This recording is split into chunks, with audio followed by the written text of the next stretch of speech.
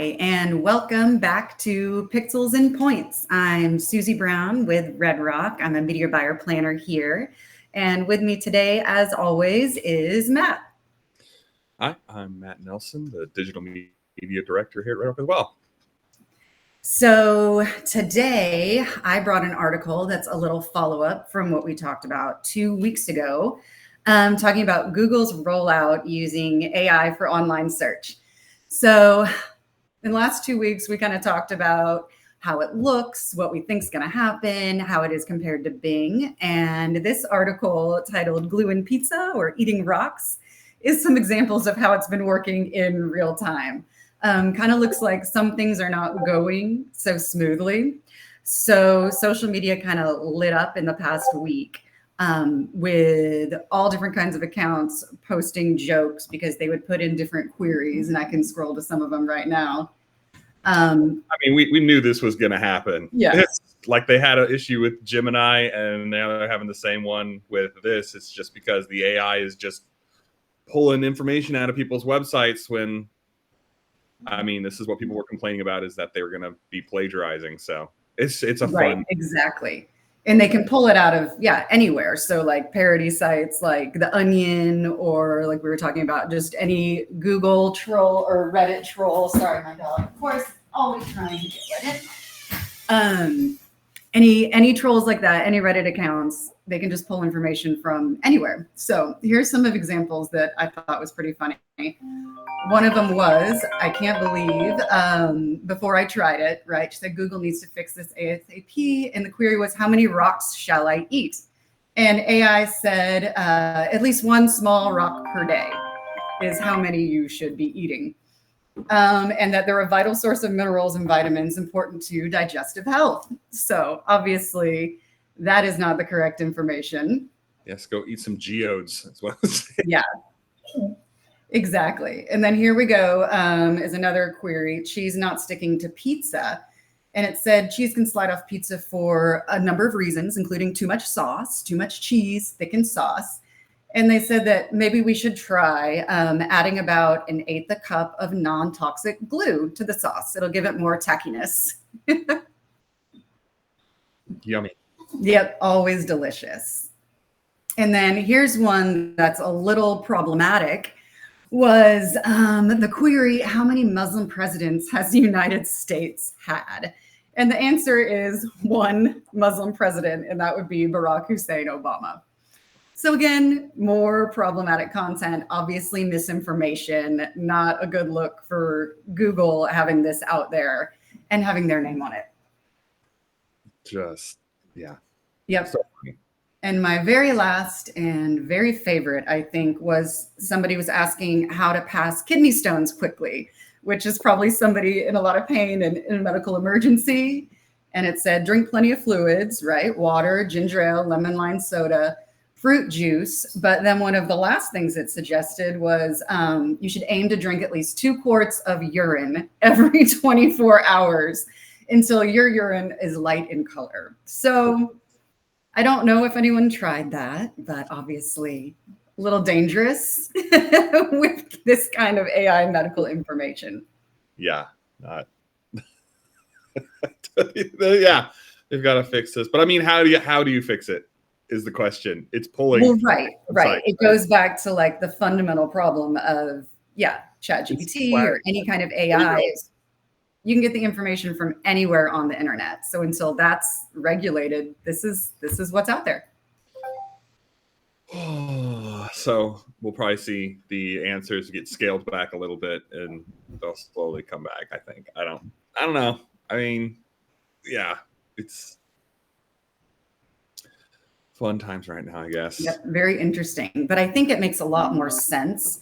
Like what we were talking about the last time, how Bing has it set up differently when you search, right? You're actually opting in. I want the AI information.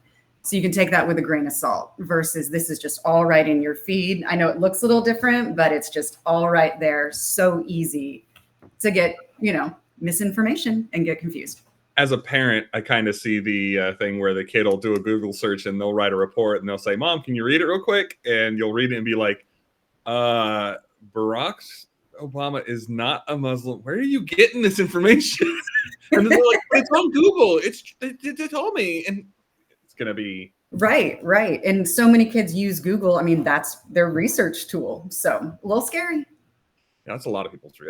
That's 90% of people's research tool is Google. So Oh yeah, scary. Oh, okay. Do you want to move on to the other Google news that happened? sure thing. Yeah, we've got lots of Google to talk about today. So I'll pull up the article you brought. Yes. So the big news that happened over the past week was that Google algorithm leaked and has it contradicts and affirms some things that some people believed about how your ranking shows up. And this comes after about, I think in March, they had an update that was called the helpful content update that hurts small publishers and everything like that. And so it's going to be interesting how this SEO works, because the leak was a lot of inside information about, and it wasn't easy to read. So it was hard for me to read. I had to read what other people's, takes on it was, but it was basically telling people how some of Google does its searching ranking algorithm, like it pulls from click-through rates to your site and how much information is on your site to what kind of information is on your site, whether it's good or not. And that kind of pulls from the helpful content update that they had sent out on March, where it was devastating to some smaller publishers and gave credence to larger publishers that have a lot of content, because it was trying to get rid of junk information places, people that just farm content. Like on AI, they'll put fake content on their website just to get people to click through and click and see, it's those sites that I'm sure everybody's recognized that have 20 different ads as soon as you click on and you're like, this is not where I wanted to be. Exactly. Yep. So that was their point. And the problem with this is that with all of this information that's coming out, it's going to make it easier for those bad actors to try to do that again. They have a leg up to figure out, okay, so if I do this and I do this and I only limit myself to 3 blogs about this topic and I run a video, then I'm going to rank higher than somebody else. So it's going to help the bad actors more than it's going to help good people that are just trying to get their website to find their accurate audience. And with all of this information, a lot of people see that Google's going to start pushing heavier and heavier on larger platforms that have larger amounts of data that are proven to be accurate, like information. So if you're if you're just starting out and you're trying to start a small news platform, it's going to be even more of a struggle for you to get any kind of Google results. Right. It's like you're going to have to build a reputation and trust kind of before Google will recognize you.